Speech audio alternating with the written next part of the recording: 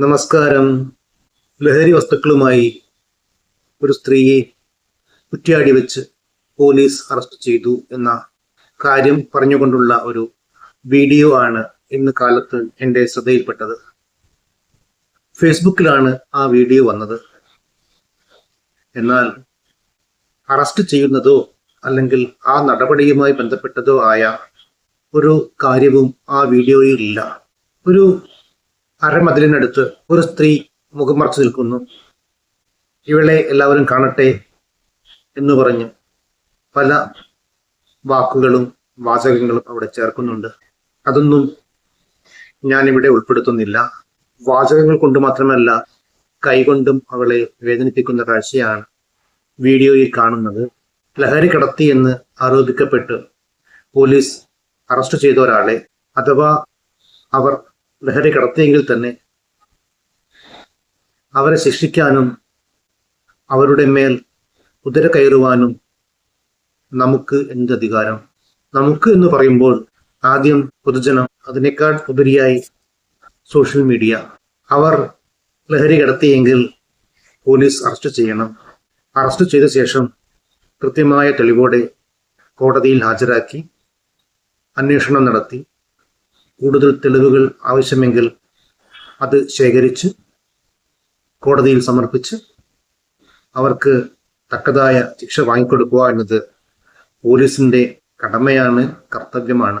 ആ കടമയിലും കർത്തവ്യത്തിലും കൈകടത്തുവാനോ ഇടപെടുവാനോ നേരത്തെ പറഞ്ഞ സോക്കോൾഡ് പൊതുജനത്തിനും സോഷ്യൽ മീഡിയയ്ക്കും യാതൊരു അധികാരവുമില്ല. ന്യായവും നീതിയും നിയമവും ഒക്കെ നടപ്പിലാക്കുവാൻ കോടതിയും പോലീസുമുണ്ട്. ഈ രണ്ടു സ്ഥാപനങ്ങളും അവരുടെ ജോലി കൃത്യമായി ചെയ്യുമ്പോൾ നീതിയും നിയമവും ഒക്കെ കൃത്യമായി നടപ്പിലാക്കപ്പെടും. നിയമം കയ്യിലെടുക്കുവാൻ രണ്ടു പേർക്കേ അധികാരമുള്ളൂ, വക്കീലന്മാർക്കും ക്രിസ്തീയ പുരോഹിതന്മാർക്കുമെന്ന് തമാശ രൂപേണ പറയാറുണ്ട്.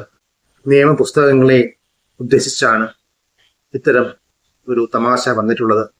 എങ്കിലും പോലീസ് അവരുടെ കടമ കൃത്യമായി ചെയ്ത് കോടതിയിൽ കൃത്യമായ റിപ്പോർട്ട് കൊടുക്കുമ്പോൾ കുറ്റം ചെയ്ത ഒരാൾ കൃത്യമായി ശിക്ഷിക്കപ്പെടും. അതിന് വേണ്ട സഹായങ്ങൾ പോലീസിന് നൽകുക എന്നതാണ് ഒരു യഥാർത്ഥ പൗരൻ എന്ന നിലയിൽ നമ്മളുടെ കർത്തവ്യം.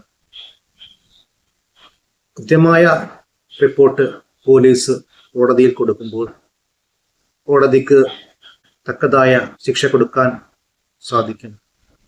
അങ്ങനെ തെളിവുകൾ കൃത്യമായി കിട്ടിയാലേ കൃത്യമായ ശിക്ഷ കൊടുക്കാൻ സാധിക്കുള്ളൂ. സംശയാതീതമായി കുറ്റം തെളിയിക്കണം. അതാണ് നിയമത്തിന്റെ ആപ്തവാക്യം. സംശയത്തിന്റെ ഒരു തരി പോലും ഉണ്ടെങ്കിൽ കുറ്റവാളിക്ക് അല്ലെങ്കിൽ കുറ്റവാളി എന്ന് ആരോപിക്കപ്പെട്ട ആൾക്ക് പുറത്തു വരാനുള്ള ഒരു വഴിയാണത്, ലൂപ്പ് ഹോളാണത്. അതില്ലാത്ത രീതിയിൽ പോലീസ് പഴുതടച്ച് കാര്യങ്ങൾ ചെയ്യുമ്പോൾ അവർക്ക് രക്ഷയില്ല. അതാണ് ഇതിൻ്റെ പ്രധാന വശം. അങ്ങനെ ചെയ്യാതെ ലഹരി ഉണ്ടെന്ന് ആരോപിച്ചുകൊണ്ട് പൊതുജനം ഒരാളെ കൈകാര്യം ചെയ്യുന്നത് ഒരു കുറ്റകരമായ സംഭവം തന്നെയാണ്. പോലീസിന് ഇവർക്കെതിരെയും നടപടികൾ എടുക്കാം. കൃത്യമായി തെളിവുകൾ ശേഖരിച്ച് കോടതി മുമ്പാകെ ഹാജരാക്കിച്ച് ശിക്ഷയും വാങ്ങിക്കൊടുക്കാം. ലഹരി കടത്തി എന്ന് ആരോപിക്കപ്പെടുന്നവരോടൊപ്പം തന്നെ അവരെ തല്ലി എന്ന കേസിലും കുറെ പേരും കോടതിയും കേസുമായി നടക്കേണ്ടി വരും. അത് തെളിയിക്കുവാൻ നാം തന്നെ കാരണക്കാരാവുന്നു എന്നുള്ളതാണ് മറ്റൊരു വിരോധാഭാസം. വീഡിയോ എടുത്ത് വേണ്ടിടത്തും വേണ്ടാത്തിടത്തുമൊക്കെ പ്രചരിപ്പിക്കുമ്പോൾ തെളിവുകൾ കൂടുതൽ ശക്തമാവുകയാണ്. വീഡിയോ എടുത്ത ഫോൺ അന്വേഷണ വിധേയമായി കസ്റ്റഡിയിലെടുക്കുവാനും കോടതിയിൽ ഹാജരാക്കാനുമൊക്കെ പോലീസിന് അധികാരമുണ്ട്.